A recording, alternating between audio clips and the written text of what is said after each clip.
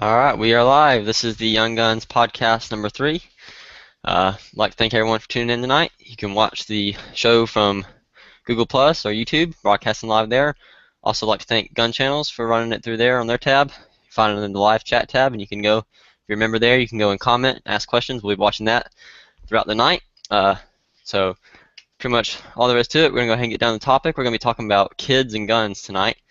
And I figured it'd be a good follow-up from last week when we kind of talked about, college-age kids and guns. Tonight we're just going to talk about the stigma around it and the perspective that society has on kids and guns and the positives and negatives and any of the experiences we've had. But joining us tonight is I've got myself, Caleb, then we've got Jacob, Weddle, and then we've also got Jacob Battleborn Outdoors. You guys want to go ahead and say hey? Hey, what's up? How's it going? Thanks for coming in. So just going to get right down to it. Pretty much I've posted some articles here we were looking at earlier, and looking at how it's funny to look at how the society likes to skew the numbers a lot with guns, and actually I was surprised to find one positive article from Time magazine about how it is good to take kids to the range and let them shoot. And I mean, what was your experiences, you guys' experiences, growing up? I mean, how were you trained, and introduced to, like, did you, have a father figure or something like that, or you guys want to go ahead and share that? Jacob or one of the Jacob? All right, All right, I'll so go I'll go first, I guess. Growing up, I didn't shoot much. I shot maybe like a 10-22 a couple times that my dad owned, but Hmm. yeah, he didn't take us shooting much, so I shot that a handful of times, and then other than that, I just shot like a Red Ryder BB gun whenever I go to my grandma's house. She lives out in the country, and so I would shoot cans like all afternoon and stuff like that. But I didn't really get exposed to handguns at all until I turned 19. It was when I first shot my first handgun. So, I Okay. mean, I don't have much prior knowledge of firearms in general. What about you, Weddle? What was your experiences? I had an older brother growing up who was 2 years older than me, and he was an avid hunter all the way through high school. And so I'm used to like being around guns and people almost my age, like being around them and stuff like that. But the first gun I shot was like a 20 gauge pump action shotgun. I shot it when I think it was like 6 or 7, when I was way too young to be shooting that much gun. So I always thought they're cool. I just didn't ever want to shoot them myself until I was like at least in high school. And at that point, I'd had airsoft guns for a couple of years. But basically, through my college career, I've slowly gotten back into it myself, and so I never like learned to shoot from anybody. And so basically, everything I know, I've just kind of researched and found out myself and self-taught and stuff like that. Right on. Yeah, it seems like you guys, both had positive experiences. Mine's similar to Battleborn, Jacob. His experience. I mean, I grew up, shooting like BB guns, stuff like that, and hunting. And I think, all the problem with it is that a lot of kids grow up, just scared of them because they're, they don't know, anything about them, and so they're automatically scared of them, and then their parents, kind of indoctrinate that idea that, guns are bad, and of course they should be taught to be respectful to them, how to behave around them. But I Well, mean, I don't know if most kids grow up afraid of guns. I think most kids grow up ignorant of guns. I think they think of like guns and cars and like astronauts and all that stuff as the same thing. It's like something really cool and like really just on like a very base level, like really yeah, interesting, just not necessarily. intuitively. Yeah, They that's a just good Yeah, don't there's point. have something any, mysterious about them that they don't yeah, know until mysterious. just yeah. And then of course when they get older, they're like, oh, fast cars. Well, they're really expensive. Like, oh, I can't be an astronaut because I'm getting a business degree. But guns are dangerous, and it's like the danger and the fear is taught to them afterwards. Right. And it's almost not, I shouldn't say they're scared, it's more like they're intimidated when they're younger, but then they realize, Yeah. that's not so intimidating and how much fun it can be. But I mean, yeah, there's a great article from TimeMagazine.com, and I mean, it's saying about how marksmanship, builds concentration, confidence, trust, and all this stuff. And that's true. I mean, it has a dual purpose. It can teach you just a lot of good self values and stuff. Patience and things like that with shooting, and it really helps them, form into a better person. I'll go ahead and share that article over if any of you guys on gun channels want to read it. And going off of that, a lot of people think that just the gun stigma in general is that gun owners are crazy and bloodthirsty and just obnoxious, but a lot of shooting is like relaxing and calming. That's what I find, especially with long range shooting, which I've been getting into. It's very relaxing to just sit down, get on the bench, and just like, you know, get behind the rifle and just Man, it's like therapy. slow your breath and yeah. Exactly, yeah. But sadly, Yeah, most people don't know that or don't have that view. well, I don't know if I agree with that view because I'll get down there and I'll like sit on the bench, I'll have my little bipod out and I'll be like taking slow, controlled breaths. Then my groups are just horrible and I feel bad and then I go home mad. But except for that part, it's really relaxing. Yeah, but a lot of people don't know that, because a lot of people it's funny, a lot of people who hate on guns and stuff have never shot guns before and they don't have any experience with them. So how can you, in order to fight something, you need to know your opponent. And and I have a feeling that if most people knew as much about guns as people who shot them, they wouldn't be anti-gun. Yeah. So it's crazy. But just trying to find this other article here. There's one about this, how they're saying over 18,000 American children and teens are injured or killed each year due to gun violence. And it says it means nearly 50 youth are shot every day, including 8 fatalities. But I did the math, and it came out to be like, in 1 year, it's not even over 1,000, because I have to do it again, the math real quick. But it's funny how they like to, work the numbers to their advantage and scare people like that. We really just need to find a way to fight it. Let's see here. Like I said, I think the best way to do it is just, get kids into shooting when they're young and teach them about it. And then also you can take people who aren't young into it. Like I said, there's people who are anti-gun or because they don't know anything about them. You guys have anything you want to add to that?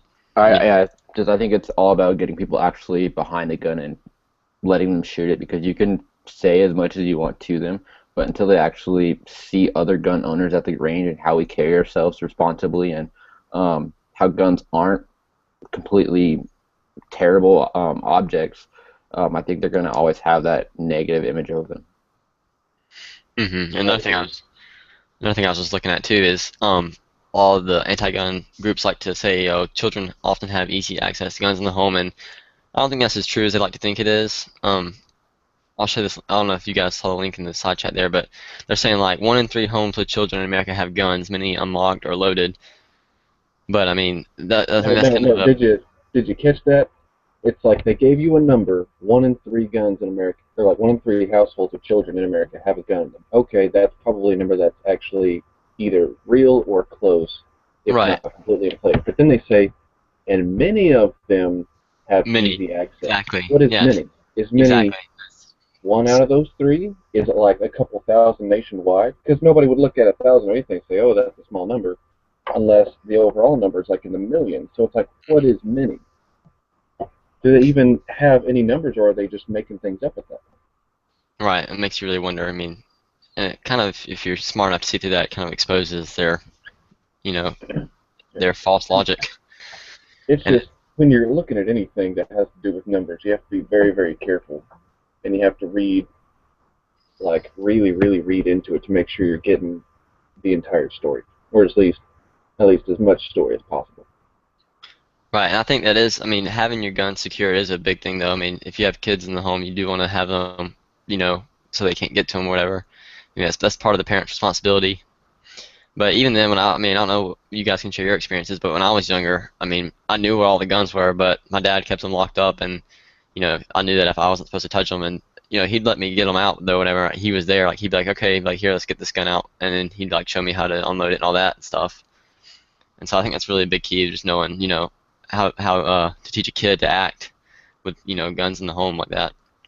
Yeah, it's definitely a parent's responsibility. I remember when I was selling guns, people would always come in and say, I need a gun with a safety on it because I have kids in the house. And then as soon as they would say that, I would say, well, the kid shouldn't have access to the gun. So whether you have a safety on it or not, it doesn't matter. The kid shouldn't have access to it.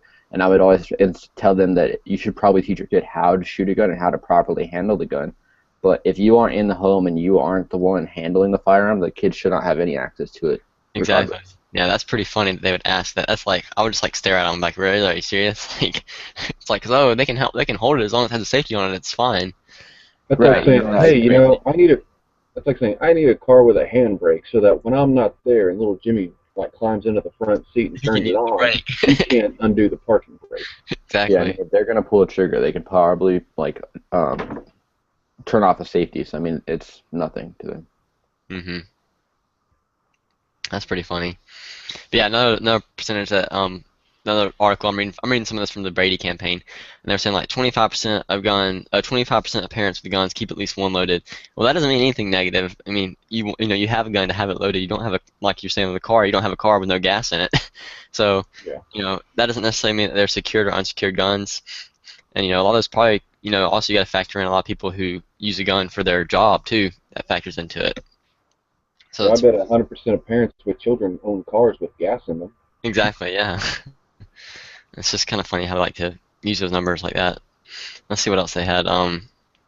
42% of parents with guns keep at least one unlocked, and they have these little subscripts underneath them. Oh, okay, here we go. It's a whole it's like a pictogram thing, and but it had little like sub notes underneath them, cliff notes. That were like you can tell where it tells about the statistics, and you're like, oh, that's not really the way they worded it. It's just the way they wanted to word it. It's not really, it doesn't sound as bad as it is. Let's see. Trying to find some more.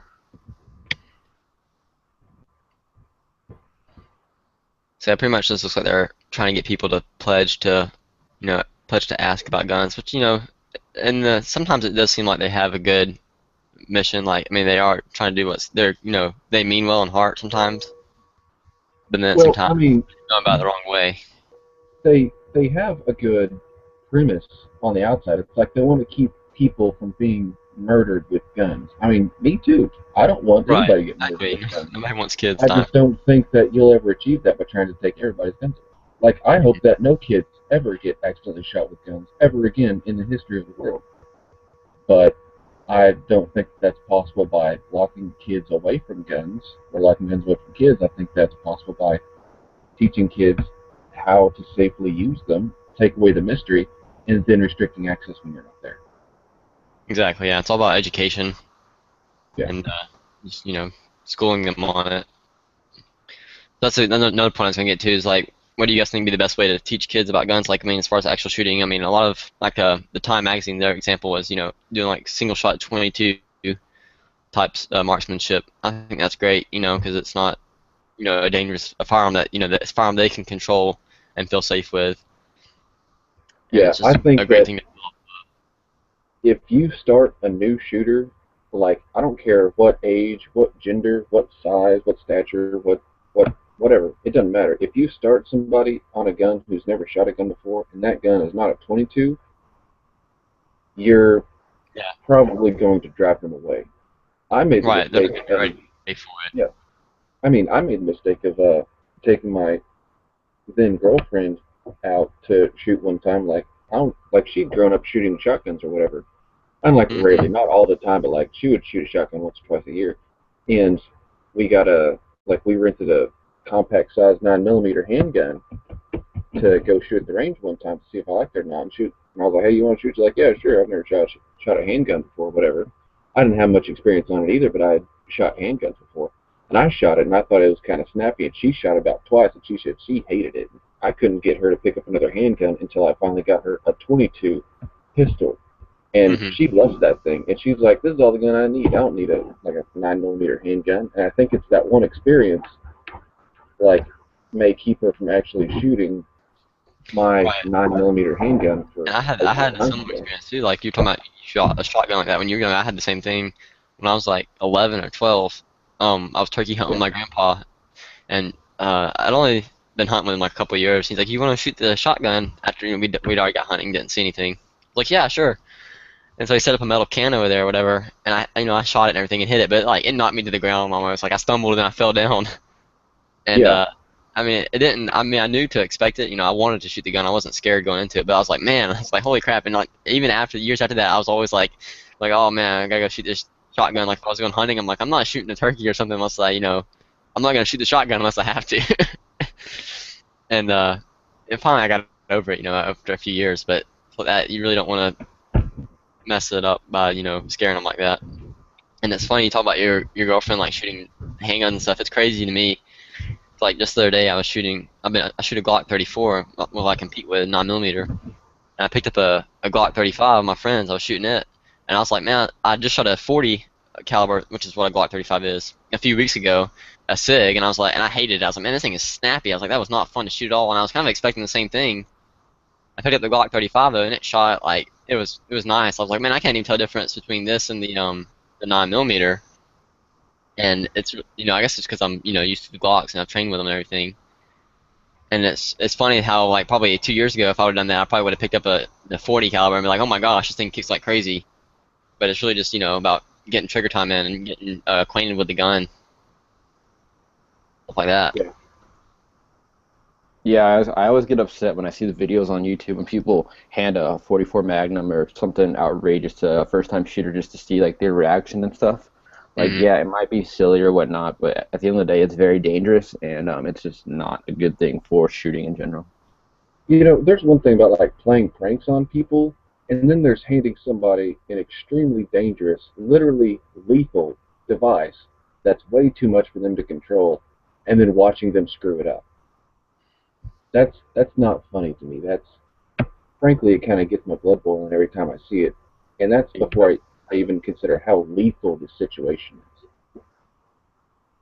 Right, yeah, that's a good point. And I mean that same case with that girl with the Uzi who shot the instructor, that other person who shot themselves in the head with the 500 Smith& Wesson Magnum because it double tapped themselves pretty much, or Yeah. shot once and double tapped back in their face. It's just stuff like that. And it gives a really bad image for us, and it's really sad, and it just makes you shake your head. It's like, oh my gosh, really? Yeah. But kind of stuff does happen. Hopefully, getting people starting out the proper place of shooting, they can not have to worry about that, not worry about it happening as much by educating new shooters. So let's see what else we got here. That Brady article is kind of short. I'm trying to see what else there is in the positive one. We'll go back Robbie out in the chat said that he shot his 625 to the point that his trigger finger was bleeding at one point. to. He said he shot 400 rounds through it. I'm like, I'm not even mad. Frankly, I'm impressed. There you go. That's the way to get acquainted with your gun, right? Like I just said. Got this gun yesterday. I feel like I'm qualified to do a review on it. hmm Shot 400 rounds. Jeez. So here's something, another positive thing at least from the, with kids and guns. It says, inviting a child to learn how to shoot, and when you invite them to shoot, the message is that I trust your ability to listen and learn, and you trust them to concentrate, and that you're letting them into like a dangerous adult activity, but it gives them that feeling of being, more important, and kind of raises them up in a way. So that can also, that's very beneficial to the kid, and it can be great bonding time too, for the person instructing them. I hadn't thought about it, but if you take a kid to the range and you teach them how to shoot or whatever, and you explain to them this is something a lot of adults are afraid to do, you'll gain their respect and their trust, and they'll listen to you that way, because kids love being treated as equals. Right. Like, I remember being a little kid, or even today, it's like I hate it when somebody treats me like I'm not their equal or something like that. That's just one thing that still to this day pisses me off. And I can imagine, like, you take a 12-year-old kid out there and you show him something that, like, adults around him are doing. You're saying this is how they're doing it and this is how they're doing it safely. I mean, if that doesn't get a kid to pay attention, nothing. Yeah, and it also helps build their maturity too, and it just sets a great base foundation for everything. They're like I said, it can be great for their character, their values, and just as far as their shooting experience, it helps with that too. Absolutely. Yeah, that's a pretty good article from the Time magazine. I was surprised to see that from them actually. I wouldn't have expected that. And they're saying too about how they the danger too is kind of what gets their attention, like you said, like a dangerous adult activity. Like, you can't drive till you're 16, but for the next 4 years, you can shoot a gun. Exactly, yeah. And that's really cool. To most Like, kids. everybody drives, and a lot of people are afraid of guns. So, what does that tell you? Exactly, yeah. I think I was more afraid of driving than I was guns by the time I got my driver's license. or before I got my driver's license, I wasn't even, never even crossed my mind. Guns have always been a thing. It's just like I'm surprised whenever I'm around people who aren't used to guns, like even family members, and they're like, oh my gosh, and I'm like, what? And they're just like, a gun or whatever. I'm just like, so, like, big deal. It's like, to me, it's like nothing. It's just like seeing a book laying on the table. Yeah, I've Yeah. noticed the same thing with like family that's like from out of town or just not around often. They're always like really like shocked that I own guns and have them in the house and whatnot. But I mean, to me, it's really nothing. I see them all the time, so it's no big deal. Hmm. And it's kind of funny too. I mean, it stresses them out, which it shouldn't. And, it's bad. And that's, like we're talking about, good to get them out there and, get them to shoot. Like even like when my grandma's around stuff like that, my grandmother, she's like she's like real tense. Like, is that loaded? And I'm like, no. I'm like, why would I have it loaded inside and like be having it out? you know? And Well, yeah. I mean that like that's like, naturally saying like being afraid if it's loaded, saying like is it loaded, coming from a place of fear is granted coming from a place of ignorance, but that's kind of one of the safety rules. It's like every gun's always loaded. Treat it like yeah, it's loaded. yeah. So Granted, that's you're out and you've got it around, so yeah, most likely it's not loaded, but right, it's like it's the right thing from the wrong origin. right. Well, which even her and like even my other family members, most of them who are scared of guns, their husbands or whatever, they have guns or whatever. So they're not. It's not like they're completely alienated from them. It's just they've never been like really taught or introduced into it. Yeah. Which is sad. Which nowadays there's a lot of campaigns that are helping with that, like Johnny Appleseed, stuff like that. We were talking about that last week. Things like that you can get involved with. You can go shoot and meet a bunch of new people, learn a bunch of great shooting skills and everything like that, and it just really helps out new shooters. Yeah, I And know my the range that I'm a member of. They have a young, I think it's like 10 to 18 or 10 to 17, something like that. Every Saturday after every maybe it's like the first Saturday every month. Anyways, they have a class where you can shoot all day, and all you have to do is show up. I mean, they provide the guns, ammo, instructors, and everything. So it's a that's good awesome. opportunity for young people to shoot. Right Yeah, on. Yeah. that's great. That's cool. Another Well, thing. Oh, go ahead. oh no, you just go ahead. I was gonna switch. I was gonna move on to another point, but if you can go ahead and wrap it up that point if you want to. So I was gonna say like if we didn't have anything else to talk about, like I guess we could just kind of talk about who taught us to shoot. Right, like we kind of mentioned earlier. Yeah, like for me, it was Yeah. my dad, and like I said, growing up shooting, I grew before I even handled a gun. Before I even shot a gun or touched a gun, I was around him like a lot on the weekends. Because I would go hunting with my dad, and I would just sit in the tree stand with him, and and he would always kind of in, insert bits and pieces of information here and there, like oh, this is what you don't want to do, tell me stuff. And I really don't think about it now, but that's really what helped me learn my gun safety and everything. Because I never even never had anything like any formal training or anything like that before, and I learned it all from that, just being around him. And eventually, getting to the age where I could shoot the rifle and hunt and all that. Like my first rifle or my first deer I shot when I was like 8. I was still sitting in my dad's lap, like I literally couldn't see over the blind, and I was Mhm. sitting in my dad's lap holding the gun, and so I mean I just kind of grew up into it. And I think like I think I shot a centerfire rifle before I even shot a 22, which is Yeah. kind of funny. Which is kind of disappointing though. I didn't get to have that fun 22 stage that everybody, like a lot of kids do when they're younger. Cause like I had BB guns and stuff for a while, but I went like straight from that to like big guns. And so I was like, I've never killed anything with a BB gun. Like I wasn't like most kids like go around, shooting little birds and stuff. I was just like, are we going? I was like, I want the 260. I was like, and then but then I found the joy of shooting 22. Like when I was about 12 or 13, I got my first 22 pistol. I got a Ruger single six, and like I fell in love with that thing. I used to shoot it every weekend whenever I had ammo and stuff. I remember being in like fifth and sixth grade, and like the kids, like the other kids in my class, they'd say, "Oh, I got my first rifle," or like, "Oh, I got a gun," and it was always a 22. It's like I didn't know what that was, but I Hmm. knew that the first gun everybody gets is always a 22 because everybody around me was getting their first gun, and it was always a 22. Hmm. But I mean, I didn't I didn't get a 22 pistol at any point in time. I think the first rifle that I got was a 22 250 that I still have. But Oh, right. Yeah. I didn't even own a pistol until I bought my own like last summer. Oh, wow. Yeah. See, the first gun I had was like I said, when I was like probably 11, I got a single shot 410 shotgun.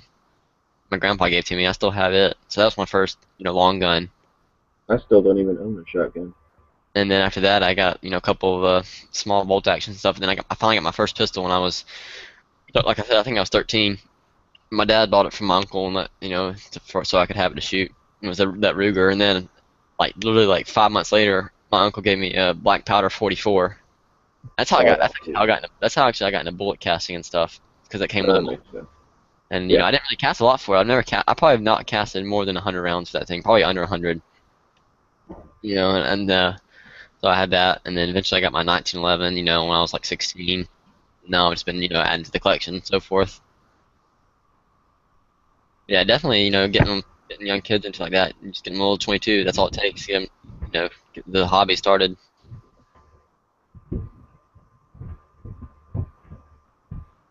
What was your first gun, Battleborn, Jacob? Mine, I bought a 1022 for my 19th birthday, Mm-hmm. and that was my first gun that I owned. And then from there, it's just been a downhill thing, and now I own several. Just I can't stop. But I learned from my dad, I guess, the first couple times back when I was like, I don't know, who knows, 10 or 12. But from 19 to where I am now, it's all been myself watching videos on YouTube and just reading stuff and stuff like that. But it's all self-taught since then. All right, so you got a pretty big collection, like in a short amount of time, right on. Yep. Because for me, it's been like a gradual thing, Like I got most of mine, for Christmas or gifts, something like that. And that really just showed how much I was into it, how interested I was. Because I'd be like, yeah, I want this for Christmas. And my dad would be like, well, if you get that, that's all you're gonna get. Because I can't buy you a gun and then several other, presents. So I would have like literally there was several Christmases where I'd have like two or three things to open. And I usually knew what they were. But it was still it was worth it, totally worth it. And I was like, yes, this is perfect. Yeah, my family doesn't really buy guns, but they always buy me lots of parts and ammo and stuff. So I've always been fortunate with that. But yeah, no guns have been gifted to me yet, at least. Yeah, I need to figure out how to get my family to buy me reloading powder. I need some kegs of powder. So, yeah, you guys have anything else you want to add to just kids and guns in general? I mean, I think most everybody listening is in agreements with I can't talk tonight. In agreement about kids and guns, and how to get them started into it, and just educating them and all that. You guys have anything else you want to add, or nothing? Eye in ear protection always. It might seem like an obvious thing to us, but make sure they always have eye in ear protection when they're shooting for the first time.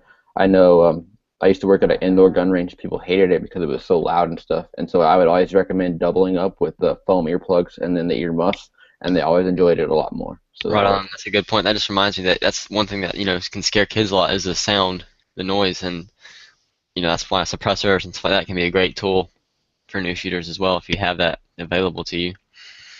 So yeah, good point. Didn't think about that.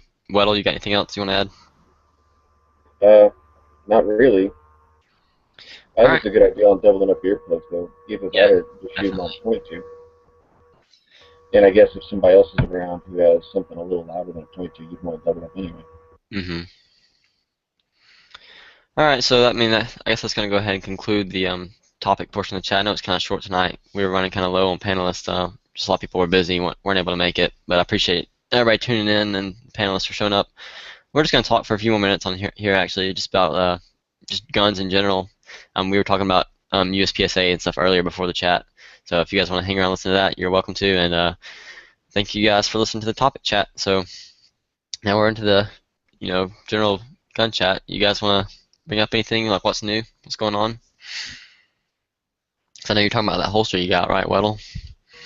Yeah, hold on. I'm going to screen share a picture of it.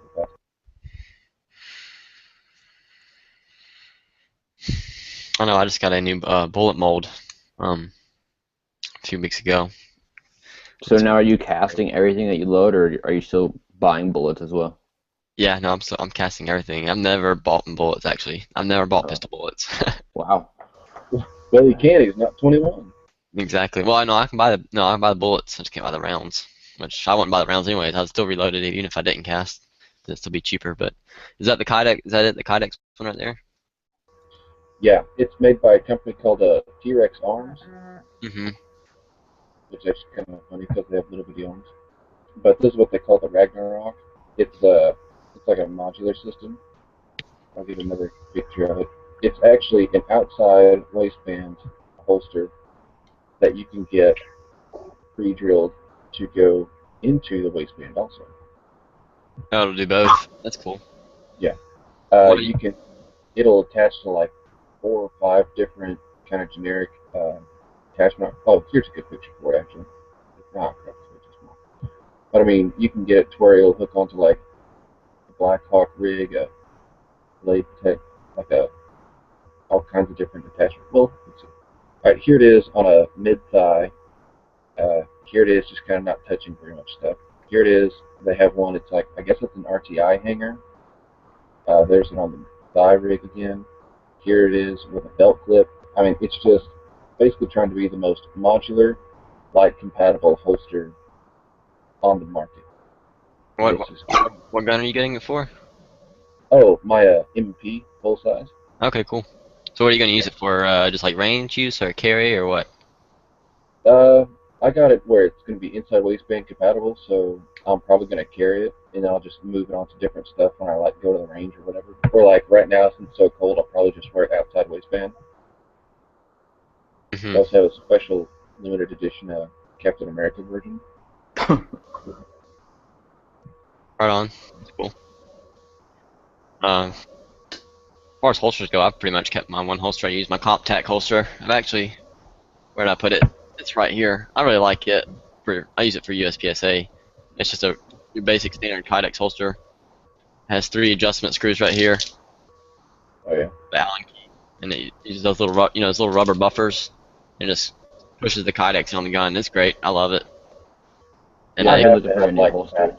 comes with several different mounting options too. I've carried a I've carried a light on my gun for so long, it just feels weird without it. Yeah, I've never put a light on any of my guns actually. You gotta have a light. It's so much better. If my USPSA holster would accept it, if I didn't have to buy another holster for it, I would, because it would be it'd add weight to the front. It might make it a little bit faster on the return shot, on my split times and everything. Yeah. And actually, some of the guys who can, who are big into competing will take flashlights if they're shooting like production class where you can't really have weights and stuff. They'll take the flashlight and they'll fill it full of lead, and they'll put Oh that on really? their gun. Yeah. Wow. That's crazy. Yeah, because there's really only there's actually SJC makes a weight. That's another custom shop that does USPSA stuff like that. They make a weight for Glocks, but they don't stay on very good from what I've heard. So Here's another picture of their holster attached to a Safariland uh, holster attached thing. yeah, like a paddle attachment Well, this is or actually a a belt bag. belt attachment. Yeah, I mean, cool. I got I got an adapter for mine so that it'll go on my Molly, and I got it with a paddle. So it's like I'll have 3 attachments. Like I'll have an inside waistband attachment, a belt loop, like paddle attachment, and a Molly attachment to that one holster. It's funny. So, I've never even used an inside the waistband holster before because well, all you the aren't stuff. 21 though yet, are you? Exactly, yeah. So I mean, I had no use for one. So it'd be I'll be pretty excited to try it out and see how I like it. I But I mean, recommend carrying appendix. Yep, It's same here. That's how I carry it as well. right, gotcha. Yeah, especially for me being a smaller person, it'd be a lot easier to conceal and probably a lot more comfortable. One thing, I mean, how does it feel when you sit down? Does it not dig into your stomach or like when you lean over? Bend over? Depending on how high I have the gun. Like if I have it riding kind of high, Hmm. it can kind of start to like dig in. But honestly, if I kind of push it kind of low, to where like the trigger forward is kind of like right at the belt, like the belt line itself. Most of the gun is on like it's on like one part of my axis, and it's not bent one way or the other. And Hmm. it's not the most comfortable thing, but it's far from being so uncomfortable that you can't handle it. Have you guys ever done anything like a holster ankle carry or like boot carry or anything like that? Nope. The only other thing I've done is like pocket carry with my what is it, 442 revolver. When Hmm. I walk my dog sometimes late at night, I'll put it inside like my jacket pocket or something like that. But for the most part, it's always appendix.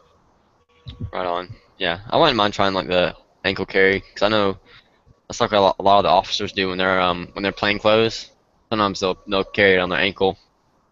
There's a lot of some agencies like the Glock 22, which is the mid-size 40, and I know some people who carry it on their ankle, and they seem to like that.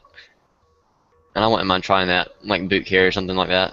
But we'll see whenever I start carrying. I'm sure I'll be trying all kinds of stuff.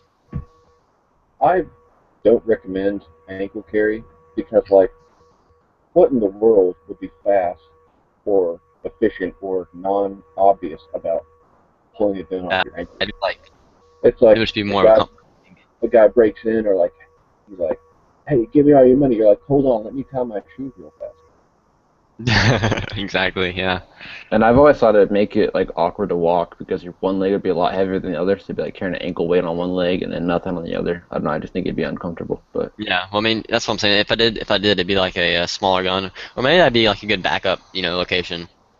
Well, You know. even then, it's like you're just kind of gambling that if you ever do have to get to your backup gun, that you can get to the one leg it's on. Yeah. Like, let's say you keep it on your right leg, or like, let's say you keep it on your left leg. If you're like wrestling around or something, and somebody's like on top of you, hopefully you can get that leg up to your shooting hand. Well, that's why you just carry. That's why you just dual wield one on each leg. Well, I mean, honestly, I think carrying two ankle guns would be better than carrying one ankle gun, Exactly. Oh yeah, two is yeah, better than one. definitely. Yeah, most of the time, anyways. just as long as they're both backup guns and they aren't your Hmm. primary.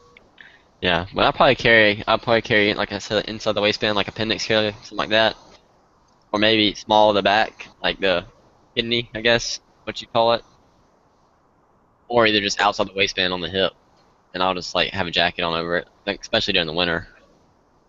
Yeah.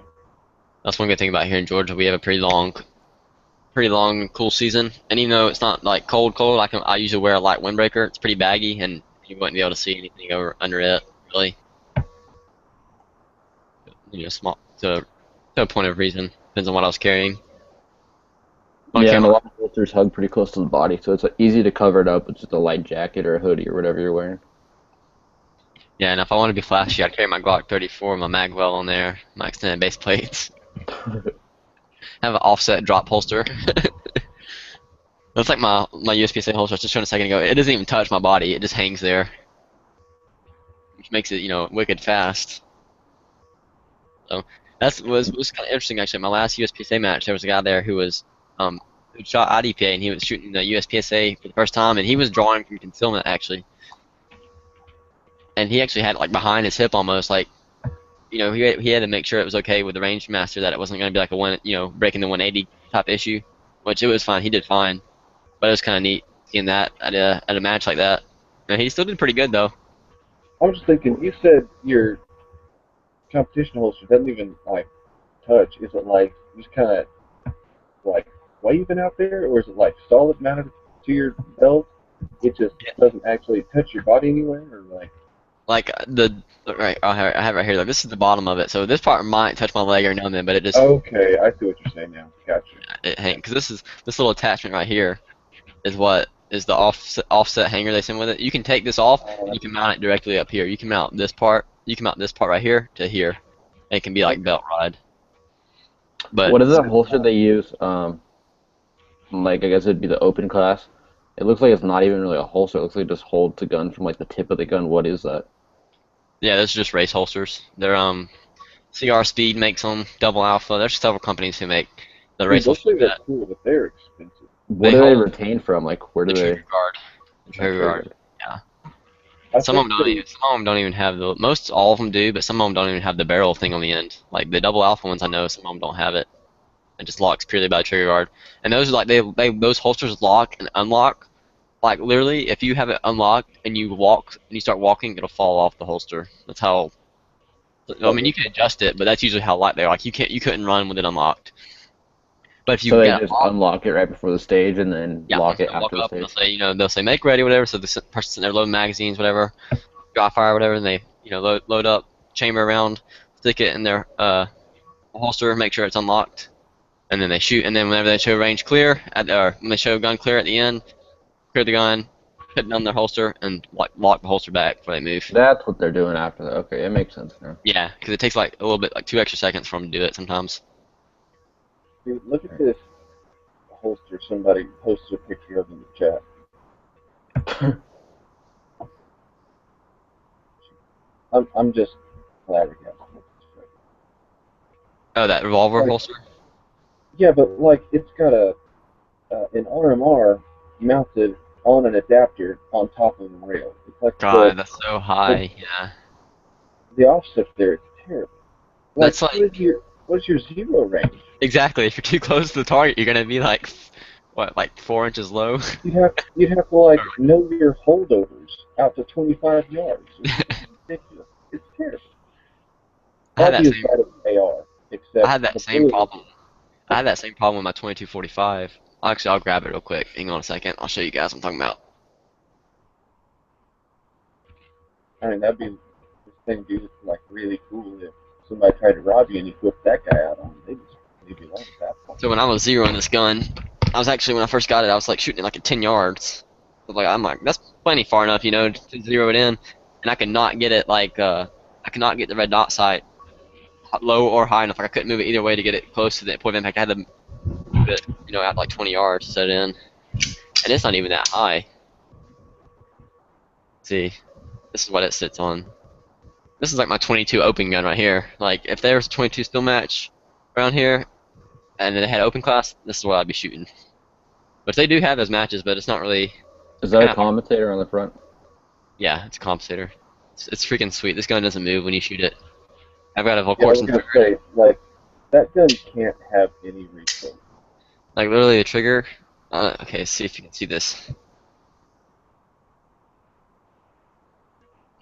There it was. See, The reset's not as good though. The reset's a little bit sloppy. Those Alright. guns are cool. There's the pain to disassemble. I used to have one and They're I not that hated bad. taking it apart. No, they're not that bad. Like I did it 5 times. I got used to it. Here's a reset. Right there. And then click. Yeah, you can empty a mag in like no time with this thing. It's great. Yeah, they're not that hard to probably get apart good. once you get the hang of it. Probably a good thing you don't have an open 22 class.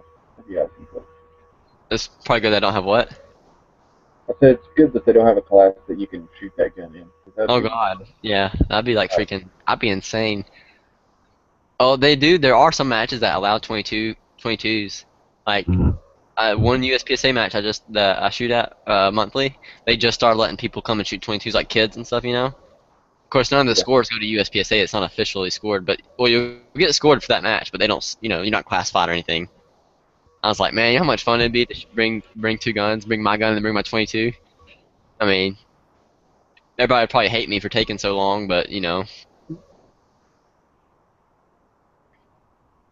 because you know, but Here you go, Caleb. having to This go is around. what you need to get. Huh? This is what you need to get when you start carrying. This little holster right here. It's made for appendix, and this one's light compatible. You can That's strap nice. a light on your gun and just. Oh yeah, it also comes with both of these belt clips. So you can see if you like the thin style or if you like the lighter style. I have the thin style right here on my current carry holster, Mm-hmm. and I'm not a big fan. What is Like, it? I Just really wish clip I onto had your belt? Yeah, this is appendix. These two just clip right on your belt. Yeah, that's one thing I definitely don't want is loose holster. Like I've experienced that with you know that's one of the most annoying things when you're shooting, especially like for on a timer and stuff. Because I mess with like some of my other guns, like my 1911 and stuff like that. I don't have like really good holsters for them, and they don't. It's so annoying when you have a loose holster or whatever. You know, like to move around and everything. Oh, when it's in your waistband, like when it's in your waistband, your belt is actually compressing the gun up against you to Mm-hmm. some extent. So even if the holster is kind of loose, the gun won't move because like it's trying to collapse the holster onto the gun. So when you're carrying inside the waistband, it just goes in and stays.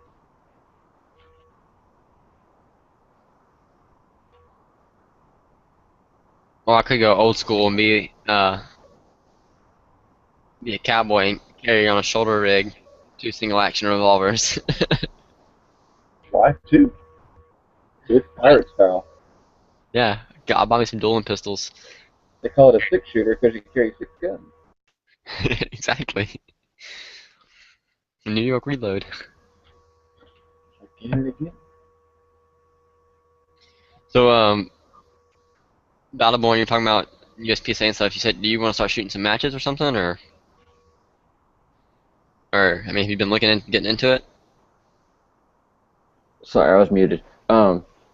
Yeah, I'm trying to get my gun squared away. I'm still recovering from a back surgery in December, so my Mhm. body's still healing. But I'm trying to get all my guns all squared away so that once I can move around and stuff, I'll be good to go. And you have what, Glock 35, right? I have 34, 17, and 19. And do you have a shotgun, like a semi-auto shotgun yet? Yeah, What do you have? I have an 870. Oh, okay. Do you have a semi-auto or just the pump? Oh no, I'm sorry. I thought you said pump. Yeah, I don't have a semi-auto yet. Okay, I was about to say because I know you have some ARs and stuff. You'd be ready to go for 3 gun if you want to do that. But Yeah, that's all I'm missing is a semi-auto. I'll probably get a Versamax once I do. I tend to like those the most out of the reviews I've seen, hmm unless I step up to like a Benelli or something. But yeah, that's um, what I that's what I was looking at because I was looking at getting a Mossberg 930, but then I heard that they wear out fast and stuff. Like I mean, it's great. Those kind of shotguns are great for like going and shooting, birds and stuff. During hunt season every year. But when you're shooting like thousands upon thousands of rounds a right season, when you're running it that hard, it's not you're, meant for that. Yeah. you don't want to be replacing How? stuff every 2 months. Okay, my question is, yeah, sure, it may wear out fast, but like compared to what? The And like, Versamax or the Benellis. Benellis, what do you mean by wears out fast? Like, oh, in the 2 years you'll internals, have to replace it, or springs. like, no, not what wears out. Like, how long is it gonna last? Like, let's That's it. say, It's just a ma- it's just a, it's just a matter of time. No one can't say that. You just know it's not gonna well, last nearly as okay, long. every gun is gonna, like, every gun is, it's a matter of time. Sometimes it's a matter Right. of months, sometimes it's a matter of decades. But like, all I'm saying is, if the Mossberg they say will only last for like it'll only last half as long as the Benelli, does that mean like it'll last 2 months, 2 years, or 20 years, as opposed to the Benelli's 4 months or 4 years or 40 years? I don't think there's an Like, empirical number on it. I just think it's like um, just the quality of the gun itself.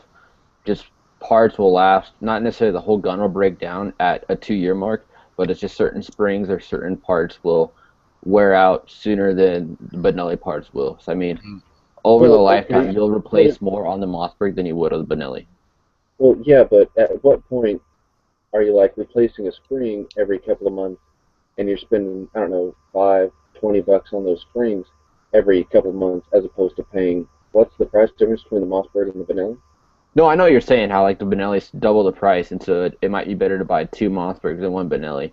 I guess from that point, it's all user Well, preference. I shoot, mean, you you could could buy buy. like 1,000 springs in a Mossberg. The thing is, Yeah. it's like some of the stuff's like you got to eventually send the gun in, and a lot of that's gonna happen during when you're shooting, and when you're paying like several $100 to go to a 3 gun trip, and it could cost you winning. It's not worth it. Well, Yep.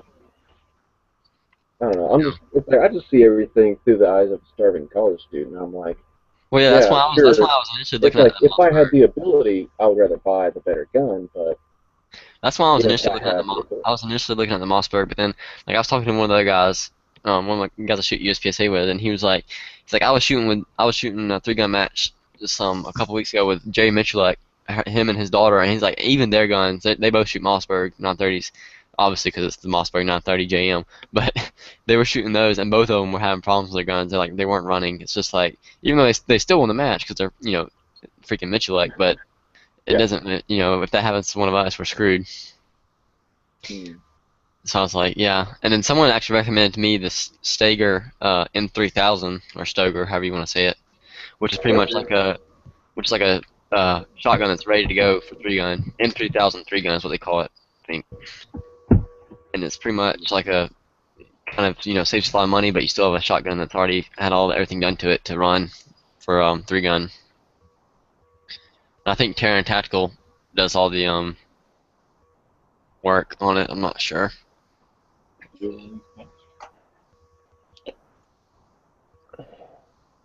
Been trying to find where I can buy it from.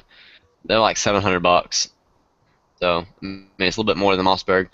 But the Benellis are like I want to say what aren't they like a 1100? Stoeger M3000 is $700. Yeah.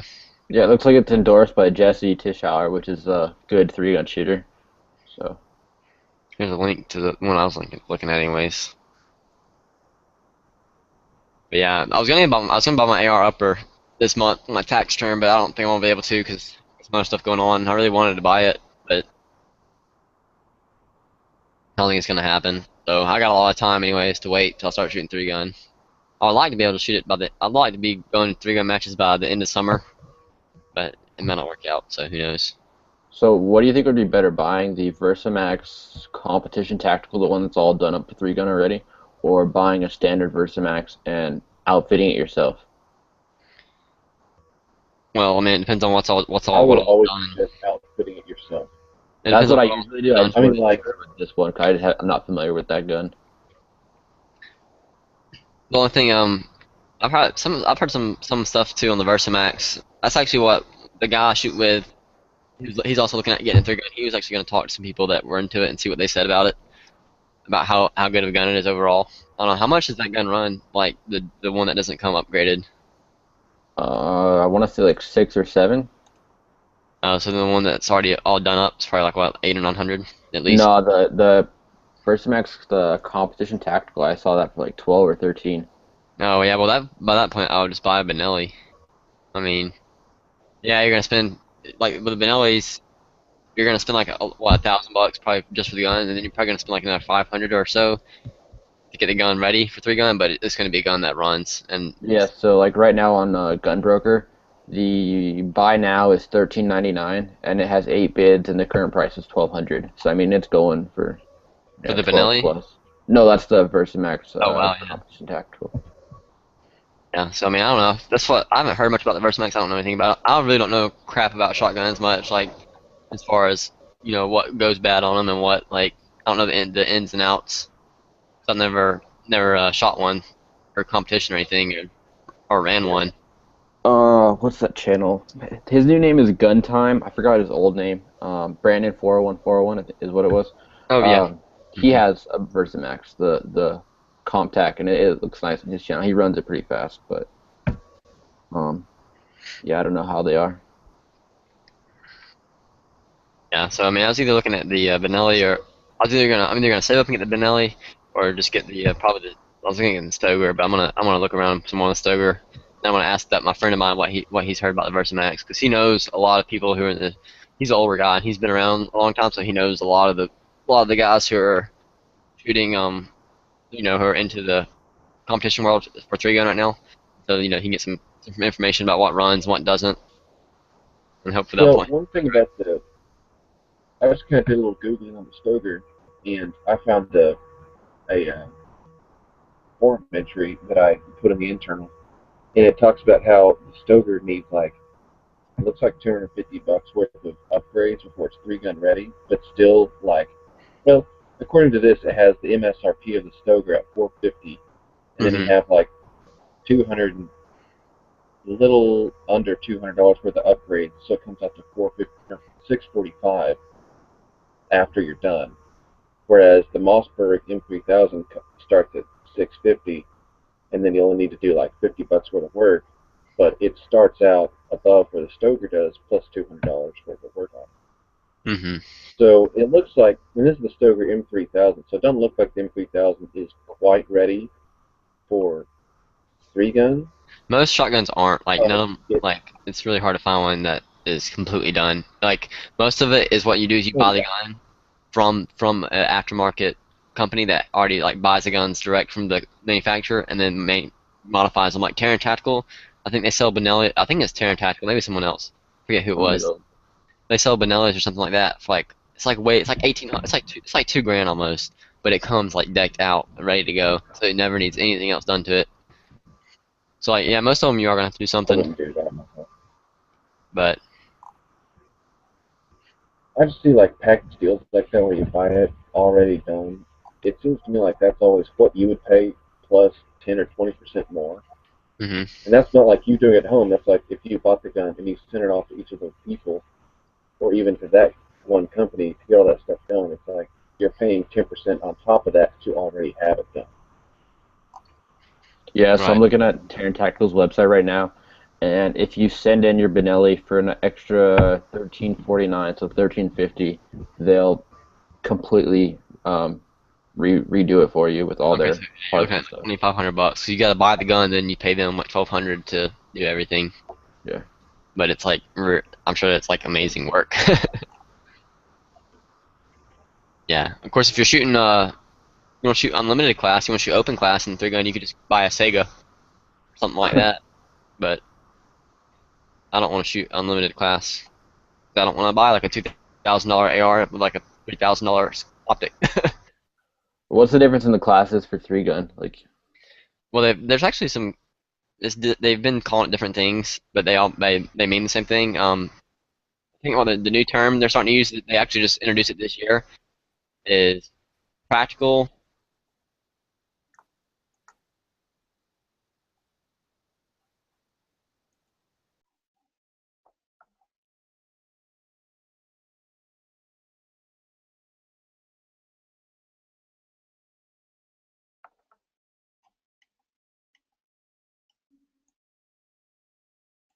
can you hear him, Jacob? I can't hear anything.